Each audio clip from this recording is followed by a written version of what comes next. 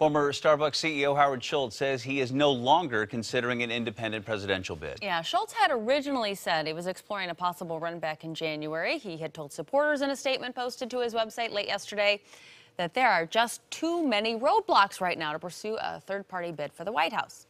Brandy's here, and this is no doubt probably a relief for Democrats because there had been some concern there. Yeah, a lot of people, especially locally, came out. I mean, we had a lot of loud voices here locally because, of course, Howard Schultz is a local guy with some local backstories.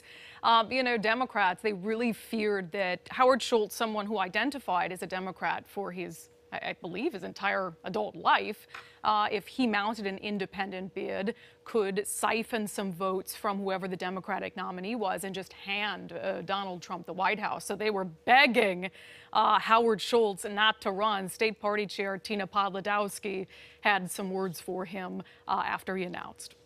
2.5 weeks ago, we sent a message to Howard Schultz, and the message was 2 words. What were those 2 words? Just don't! Just don't. And it's a message she repeated over and over. And look, Howard Schultz never officially launched a bid, but he he was basically on the campaign trail. He was doing the rounds. He and I sat down for an interview at the time, and we talked about, this quasi-run that he had launched and the fact that, at least here, it was maybe not received very well. How do you feel like you've been received, honestly? How do you feel like your kind of trial run, so to speak, has been received? Well, my barometer for that is not trying to win the Twitter primary, which I obviously have not won. No, I think we can agree. The response I've gotten from the American people has been extraordinary. I mean, the groups of people have gotten larger, the energy, the excitement. What I'm saying is resonating with the American people because they know. And look at the polls. The vast majority of Americans do not trust either party. They don't trust this president.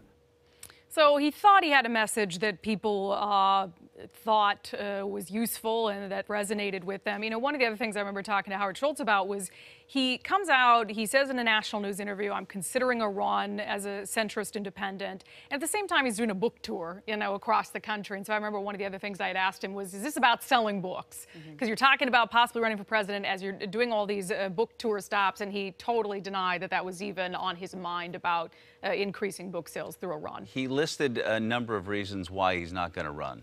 Yeah, it sounded like this was a very holistic thought process that he had. He posted a really lengthy statement on his website addressed to supporters, saying statistically and anecdotally, there is an undeniable appetite for meaningful political reform in America. I had hoped to represent this common sense view, but I've come to face a few truths about this moment in time. He went on to list a number of things. One of the things was personal. If you recall, over the summer, Howard Schultz had a back surgery. He said he's had a number of them. It made it so that he couldn't really get out and engage with people at the level that he would need to, but also some political reasons. He says that while he believes people have an appetite for something that's more moderate, he says the extremes have really dominated political discourse, and he thinks that scares a lot of people in the middle out of participating in the political process. He also said that he was concerned with what Democrats said from the beginning that they were concerned about. He was concerned that if he gets on the ticket, on the ballot as an independent, and then let's say Joe Biden and a more moderate Democrat gets the nomination, he was worried about going up against a more moderate Democrat and potentially taking some of those votes and handing Donald Trump the White House, in his words. So he expressed concern about that, just like Democrats had from the very beginning. All right, Brandy, thank you. Yeah. We